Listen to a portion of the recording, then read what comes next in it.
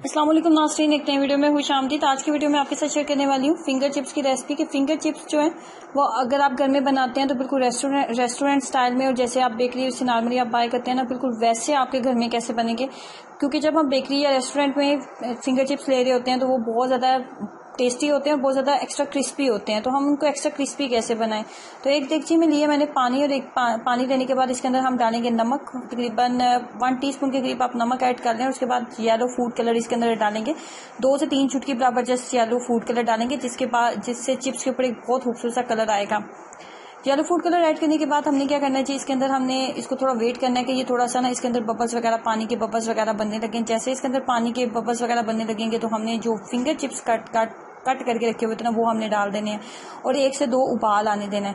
बहुत ज़्यादा टाइम आपने नहीं रखना, टाइम आप नोट करने, सिर्फ 4 मिनट, 3 से 4 मिनट आपने इसको टाइम देना है पानी के अंदर, इससे ज़्यादा नहीं देना। 1 से 2 उबाल आएगा तो आलू आपने निकाल लेने हैं, फिंगर चिप्स जो है ना वो आपने निकाल लेने हैं। फिर जो फिंगर चिप्स आपके पास मौजूद है ना, गरम गरम फिंगर चिप्स, इन्हीं के ऊपर हमने कोई सा भी आटा आपके पास मौजूद है, जैसे अगर आपके पास मैदा मौजूद है, कॉर्नफ्लोर मौजूद है, कोई सा भी मौजूद है, वो आप उसके ऊपर डाल दो। मैं यहाँ पे इस वक्त मेरे पास कॉर्नफ्लोर मौजूद था, मैं वो डाल रही हूँ। अगर आपके पास कॉर्नफ्लोर मौजूद नहीं है तो आप मैदा डाल लें।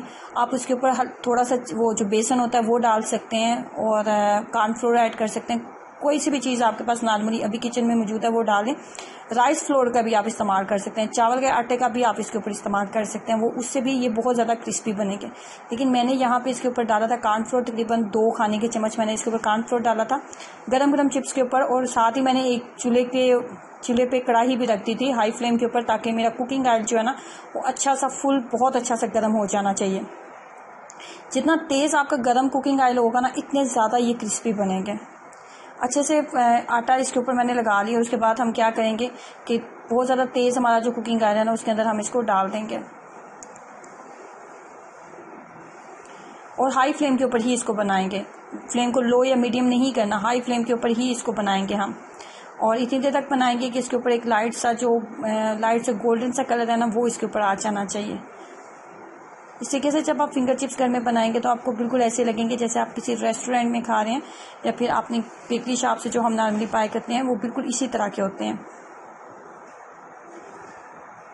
ये देखें, एक्स्ट्रा क्रिस्पी बनेंगे और बहुत ज़्यादा टेस्टी बनेंगे। अगर आप इस तरह के फिंगर चिप्स घर में बच्चों को बना के देंगे तो उन्हें लगेगा ही नहीं कि ये रेस्टोरेंट की नहीं है या फिर किसी बेकरी शॉप की नहीं है। तो ट्राई करें इस टिप को, अपना एक्सपीरियंस जरूर शेयर करें। वीडियो को लाइक करना और चैनल को सब्सक्राइब करना मत भूलें। अल्लाह हाफिज़।